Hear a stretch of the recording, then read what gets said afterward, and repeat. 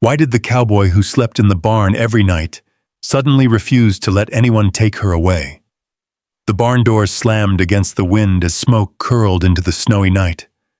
Horses screamed and kicked their stalls while men ran through the storm carrying lanterns that shook in their hands.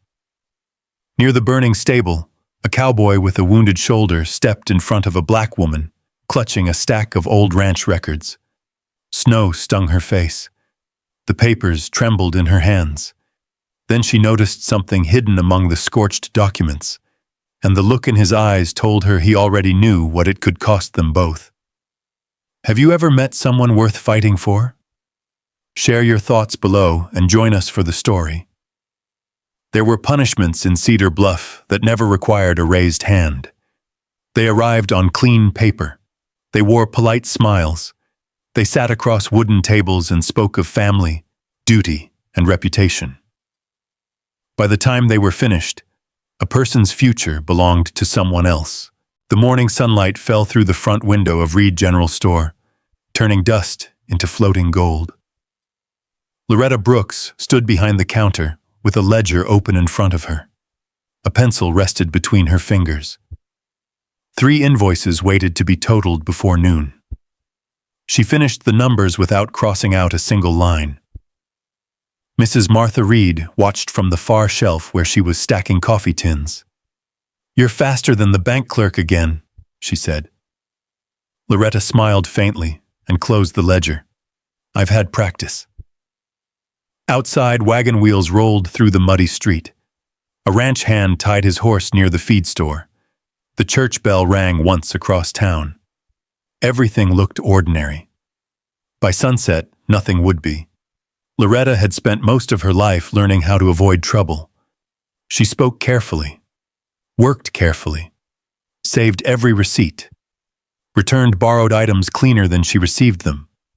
Some people appreciated it. Others did not. Her Uncle Owen belonged to the second group. That evening, she found him waiting on the porch of the small house she had inherited from her mother. His hat sat low over his eyes. A cigar burned between his fingers. "You still haven't signed?" he asked. Loretta knew which paper he meant. Victor Kane's offer. A generous payment in exchange for the narrow piece of land that bordered Cold Creek. "No," she said. Owen exhaled smoke. "It's a worthless strip of dirt. It belonged to my mother. It could solve a lot of problems." Loretta looked toward the fading mountains. "Your problems aren't mine." His jaw tightened. For a moment, neither spoke. Wind moved through the pine trees beyond town. Somewhere a screen door slammed. Then Owen laughed once. A cold sound. "One day you'll learn you aren't better than everybody else." Loretta said nothing. That seemed to anger him more. 3 days later, she learned why. The papers were already prepared. The signatures nearly complete. The witnesses chosen. The church reserved. She wasn't being asked. She was being informed. Loretta stood in the pastor's office staring at the marriage document while the room seemed to tilt around her. Her name. Travis Walker's name. A date. Official seals. Everything except her permission. Across town, at High Ridge Ranch, Travis Walker received the same news. A marriage arranged without his voice, without his choice, without hers. The wedding took place behind the church before the following week ended. No flowers, no music, no celebration. Only cold autumn air and the smell of wood smoke drifting from nearby chimneys. Loretta stood with her hands folded.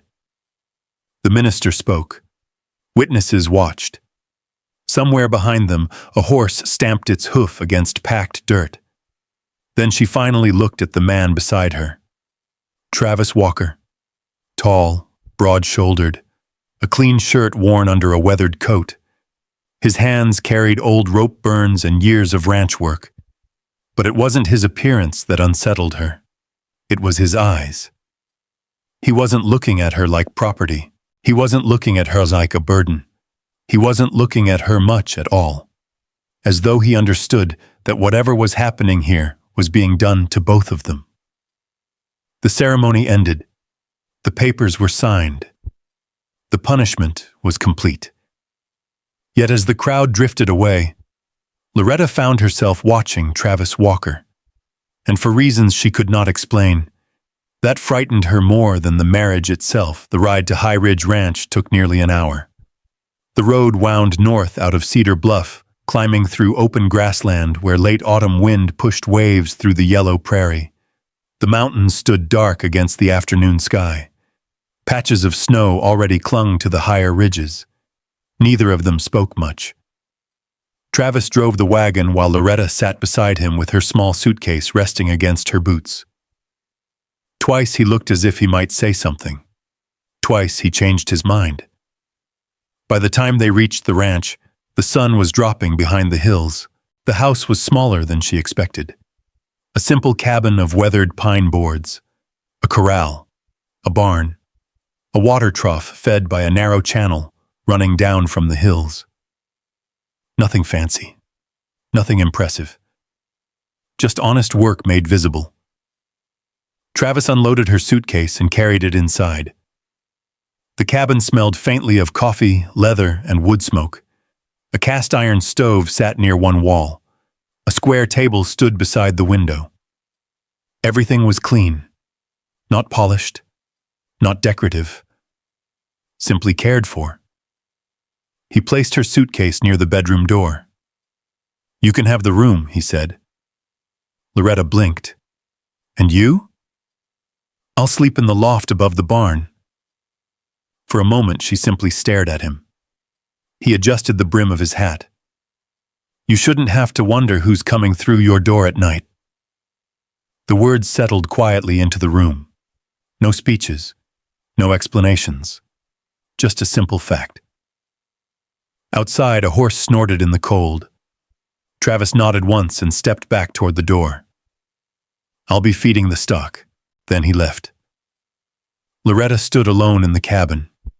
The silence felt strange, not threatening, just unfamiliar. That night she barely slept. Every sound seemed louder than it should have been.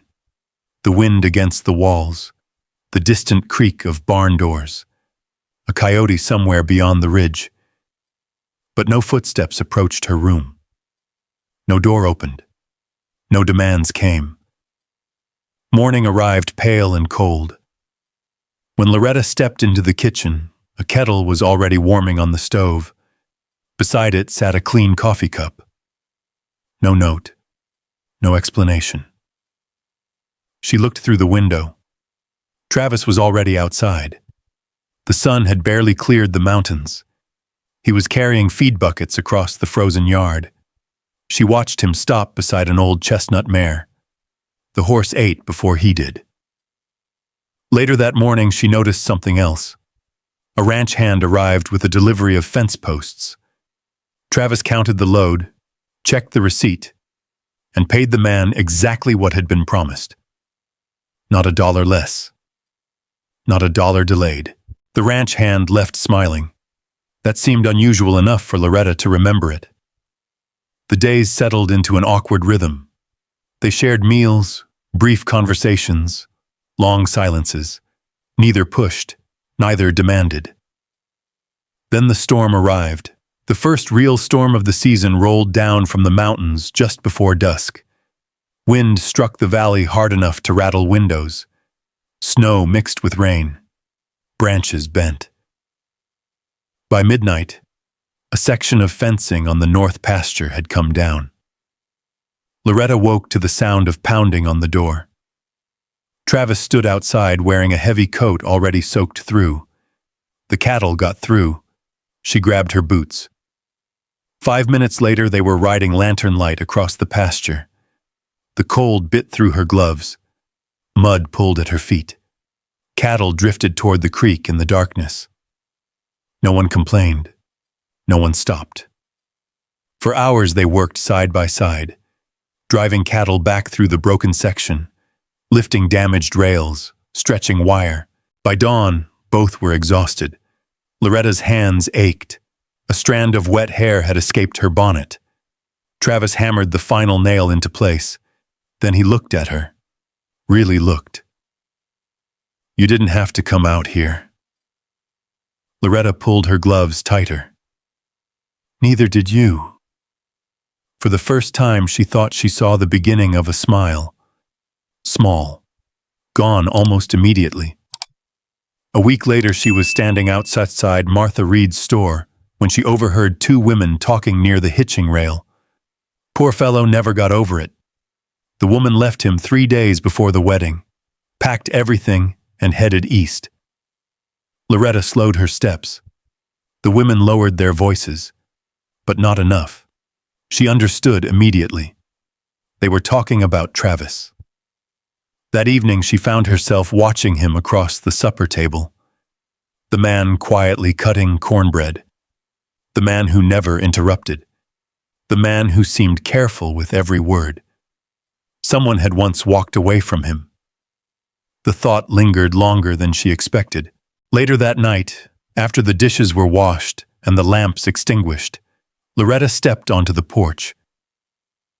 The moon hung above the dark ridge. Cold air, balm filled the valley. And there, hanging from a hook beside the front door, was a lit oil lantern. Its glow spread across the porch boards and down the short path toward the barn. Travis was nowhere in sight. No explanation had been offered. None was needed. He had left it there so she would never have to step into darkness alone. Loretta stood watching the steady flame. Then, for the first time since the wedding, she found herself wondering not what she had lost, but who Travis Walker really was. The answer did not come all at once. It arrived in pieces. A coffee cup left warming beside the stove before sunrise. A repaired gate that no longer sagged on its hinges. Fresh firewood stacked neatly beside the porch after the first hard freeze. Small things. The kind people rarely notice unless they have spent years learning to pay attention. November settled over Cedar Bluff. The mornings arrived silver and cold. Frost gathered on fence rails. Thin ice formed along the edges of water troughs before the sun climbed over the eastern ridge. Loretta found herself learning the rhythms of High Ridge Ranch. The sound of Travis returning at dusk. The scrape of his boots on the porch. The way he always washed his hands before touching a meal. The way he never interrupted when she spoke. One afternoon, she rode into town with him to deliver paperwork connected to a cattle shipment. The ranch office occupied a narrow building beside the freight depot. Ledgers filled one wall. Contracts filled another. The clerk behind the desk slid a document across the counter. Travis picked it up. His eyes moved slowly over the page, then slower. Something shifted, only for a second. But Loretta noticed. The clerk pointed to a paragraph. Travis nodded, too quickly, as though he hoped the conversation would move on. The clerk continued talking. Travis listened carefully, very carefully, then signed where he was told. Nothing seemed unusual to anyone else, yet the moment lingered with Loretta all the way home. 3 evenings later, she found confirmation. The wind rattled softly against the cabin walls. A kerosene lamp glowed on the kitchen table. Loretta was balancing household receipts while Travis sat across from her sorting ranch invoices. The silence felt comfortable now, not empty, just shared. Then Travis stopped. A folded paper remained open in front of him. He stared at it longer than necessary. Finally, he turned it upside down, then right side up again. Loretta lowered her pencil. Problem? His jaw tightened slightly. No. The answer came too fast. She waited. Travis looked toward the window, toward the stove, anywhere except the paper. Loretta gently extended her hand. May I? For several seconds he didn't move. Then he slid the paper across the table. It was a livestock supply invoice. Simple. Nothing complicated. A list of feed costs and delivery charges. Loretta read it quickly, then looked up. Travis was studying the grain of the tabletop. Not her. The realization settled softly. Not because it was shocking, because it suddenly explained dozens of little things. The contracts, the receipts, the way he always listened more than he read. "You know some words," she said carefully. He nodded. "The important ones." Another pause. Then he added quietly, "Most days that's enough." The lamp crackled. Outside, a horse shifted inside the barn. Loretta folded the invoice. "No one knows?" "No." The answer was almost a whisper. A rancher's reputation mattered. A man's pride mattered, especially in places like Cedar Bluff. She understood why he had hidden it. What surprised her was the shame she heard beneath the words. Not arrogance, not stubbornness. Shame. Loretta reached into a drawer and pulled out a pencil, then a scrap of clean paper. She placed both between them. Travis frowned. "What are you doing?" Starting what?" She wrote slowly. "Loretta," then turned the paper toward him. "My name." He looked at the letters, then at her.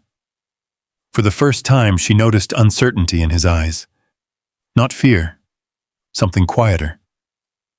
"What if I'm terrible at it?" Loretta smiled faintly. "Then you'll be terrible at it tonight." The corner of his mouth twitched. Barely. But it was there. That became their routine. Every evening after supper, after dishes, after chores. The lamp came onto the table. The pencil came out. Names first, then simple words. Horse, fence, creek, winter. Travis learned slowly, carefully, the way he did everything else. When he made mistakes, Loretta never crossed out the letters. She simply wrote them again beside the first attempt. The pages filled one line at a time. Outside, winter deepened. Inside, something else quietly began growing. One afternoon, Victor Kane arrived at High Ridge Ranch. His carriage stopped near the gate. His expensive coat looked out of place among the muddy corrals and working horses. Loretta watched from the porch. Victor smiled often. Too often. He offered to buy part of the ranch. Travis declined. Victor offered more money.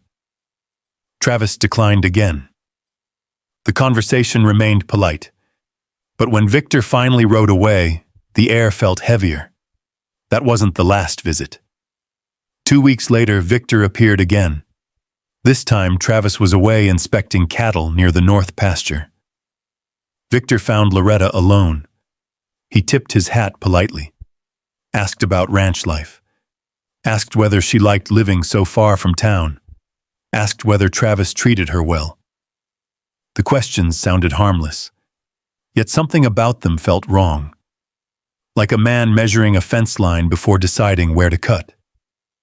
Before leaving, Victor glanced toward the creek running below the ranch. His eyes lingered there, only for a second. Then he smiled and rode away.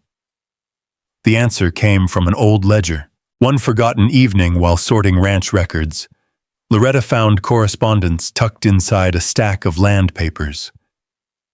Victor Kane's name, Owen Brooks's name, dates from months before the wedding. Her hands froze. Page after page connected pieces she had never understood. The marriage, the pressure, the land. The creek, cold realization moved through her. Victor had not wanted her. He had wanted High Ridge Ranch, and the easiest way to reach it had been through her. When Travis returned that evening, she said nothing yet. The discovery sat heavy inside her chest. Later, during their lesson, Travis struggled through writing his own name. The pencil moved slowly. Travis. The letters leaned unevenly across the page. When he finished, he stared at them. Loretta looked up, so did he. The lamp painted warm gold across the table between them. Neither spoke. For a long moment, they simply held each other's gaze. Then Travis looked away first. A small laugh escaped him. Not mocking, not bitter, almost confused. "You're too perfect." Loretta blinked. "What?" He rubbed the back of his neck. "You never make people feel small." The room grew very quiet. Outside, snow drifted against the porch steps. Inside, neither moved. For the first time since the wedding, the distance between them felt smaller than the width of the table. And for the first time, neither seemed eager to put it back. Winter arrived hard in Cedar Bluff. Snow gathered along fence lines. The creek ran slower beneath sheets of ice. Wind moved down from the mountains with a voice that rattled shutters and carried the smell of coming storms. The lessons continued. Every evening the lamp glowed between them. Every evening Travis learned another word. Loretta pretended not to notice how quickly he looked for her approval when he finished a sentence correctly. Travis pretended not to notice that she smiled before she realized she was doing it. Neither mentioned it. Some things felt safer left unspoken. Then Victor Kane stopped pretending.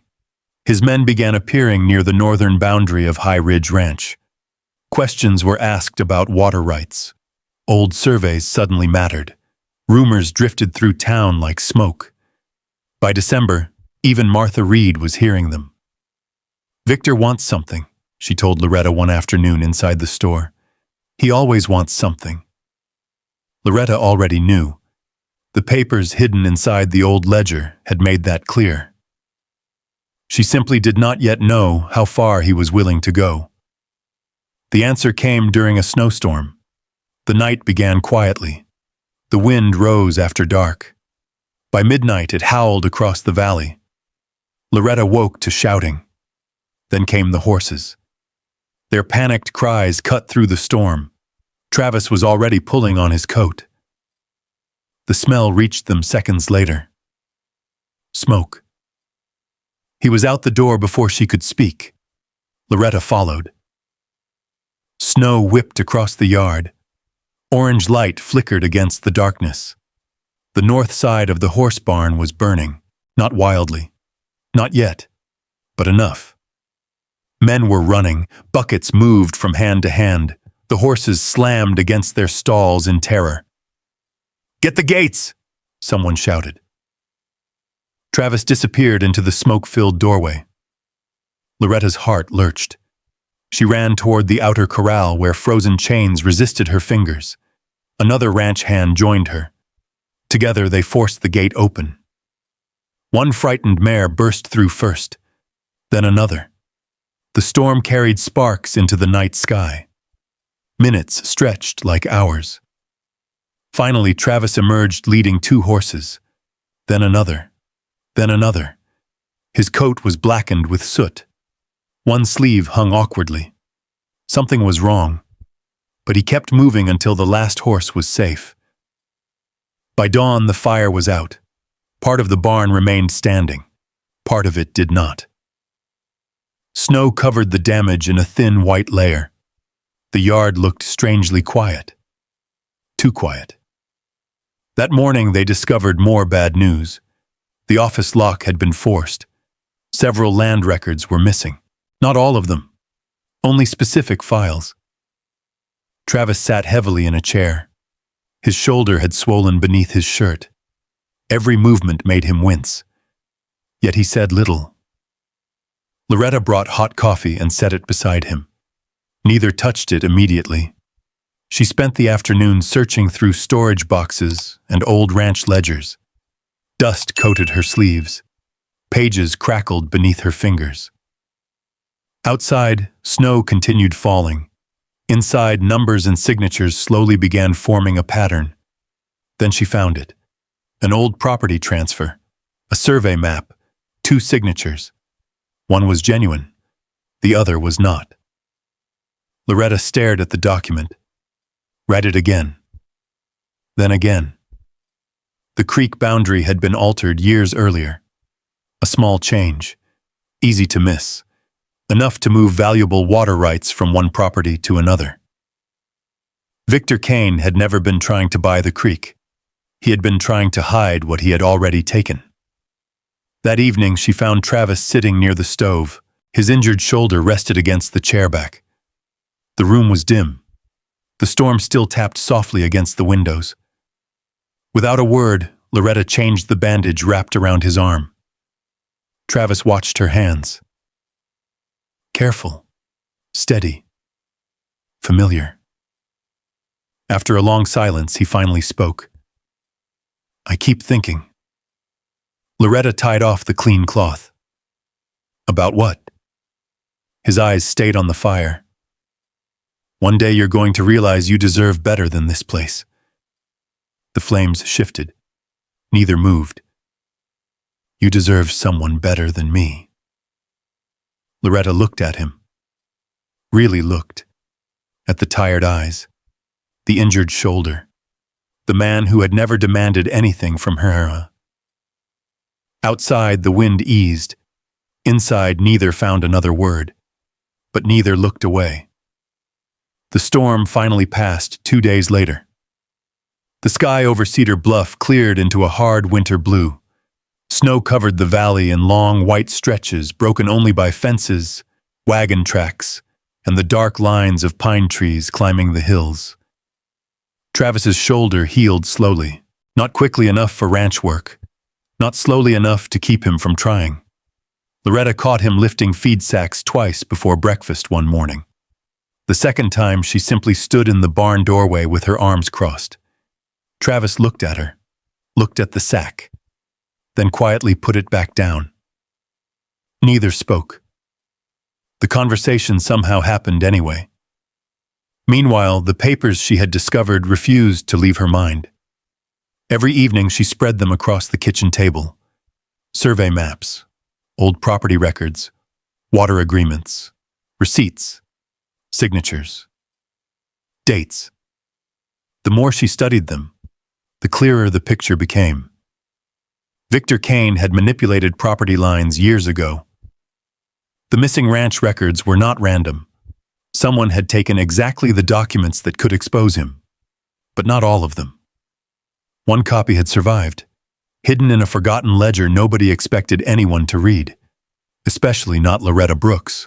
Word spread through town that a public meeting would be held at the church hall before spring. Victor attended.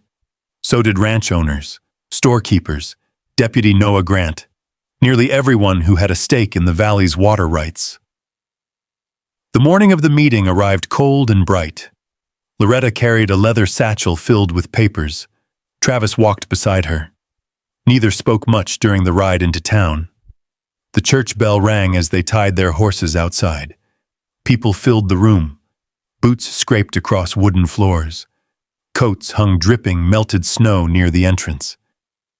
Victor Kane stood near the front with the confidence of a man accustomed to winning.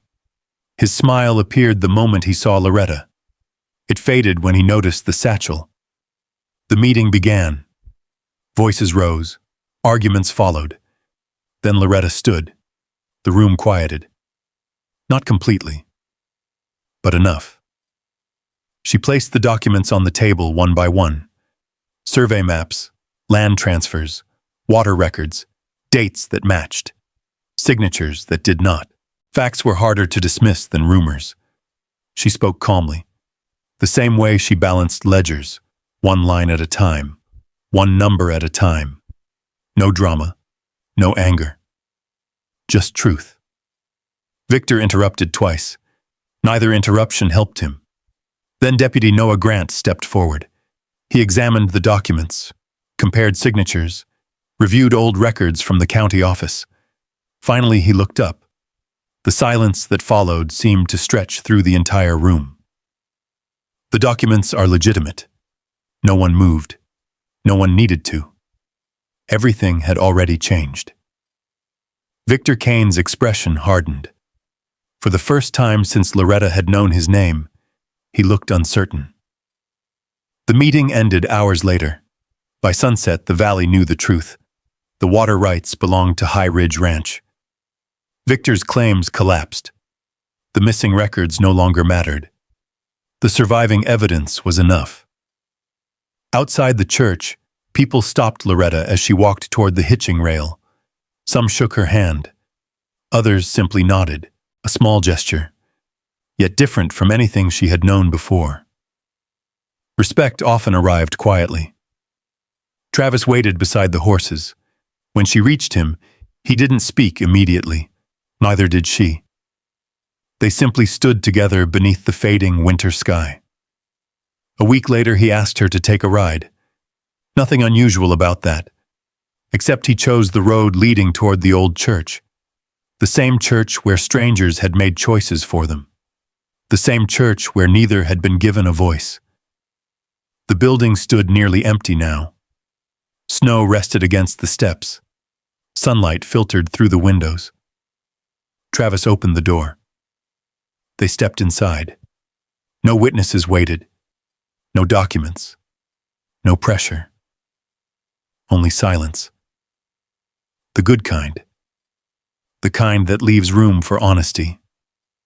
Travis faced her. His hands were steady. His voice was not. The first time he said quietly, "Other people chose for us." Loretta listened. The second time should belong to us. Outside, wind moved gently through the trees. Inside, the world seemed to pause. Travis took a slow breath. "This time I want to hear your answer." For a moment she said nothing. Not because she was uncertain, because some moments deserve their full weight. Then she smiled. The same smile that had first appeared beside a lamp and a sheet of paper covered in uneven letters. "I do." Relief crossed his face so openly it made her laugh. The sound echoed softly through the empty church. Travis laughed too, and somewhere between the first forced promise and this freely chosen one, they finally found what neither had expected. Not rescue, not obligation. A home. Years passed. The ranch survived, then prospered. Loretta taught reading lessons to children from neighboring ranches. Travis read every newspaper that arrived from Helena, slowly at first, then with growing confidence. The porch grew wider. The barn grew stronger. The house filled with life. One autumn afternoon, many years later, a letter arrived from another county. Victor Kane was dead. Loretta read the notice, folded it neatly, placed it in a drawer, then returned to the lesson she had been teaching. No anger remained. No fear remained. The man who had once tried to decide her future no longer held any place inside it. That chapter had ended long ago. The sun was setting when she stepped onto the porch. Travis sat nearby repairing an old saddle. Children's laughter drifted across the pasture. A lantern glowed warmly through the front window. Loretta opened her book. Travis finished his stitching. Without looking, he rested his hand on the bench between them. A moment later, hers found it. No words were needed. The mountains stood where they always had. The creek continued its journey through the valley. And beneath the evening sky of Cedar Bluff, two people who had once been denied a choice spent the rest of their lives making the same one, day after day. Each other. When I think about their story, I don't remember the land dispute first. I don't remember the missing documents, the winter storms, or the men who tried to decide their future. I remember a lantern left burning on a porch, a pencil moving slowly across a sheet of paper, a hand resting quietly beside another on an old wooden bench.